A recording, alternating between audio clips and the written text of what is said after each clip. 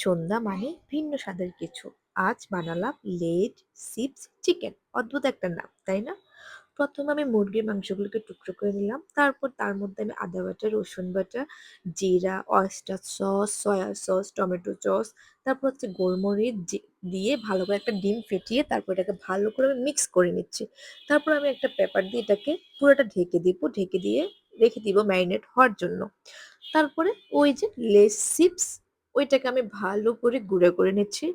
ওই গুঁড়াগুলোর মধ্যে আমি মাংসগুলোকে একটা একটা করে মানে এপিট ওপিট করে ভালো করে কভার করে নিব। তারপর এই যে হয়ে গেছে আমার একটা একটা করে রেডি করা। এখন শুধু ভাজার পালা। তো চলো।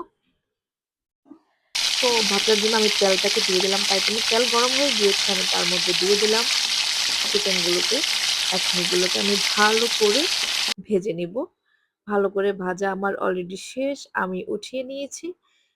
কি এক অদ্ভুত এক রেসিপি আজকে আমি বানালাম। আমার কাছে কিন্তু অনেক মজা লেগেছে। মানে সবাই একবার ট্রাই করবে। এটা কিন্তু আসলে অনেক মজা হয়। আর টেস্টটা একদমই ভিন্ন। ডিফারেন্ট একটা টেস্ট। কিন্তু অনেক মজা ছিল। আমি তো খেয়ে এটার ফ্যান হয়ে গিয়েছি। বাই।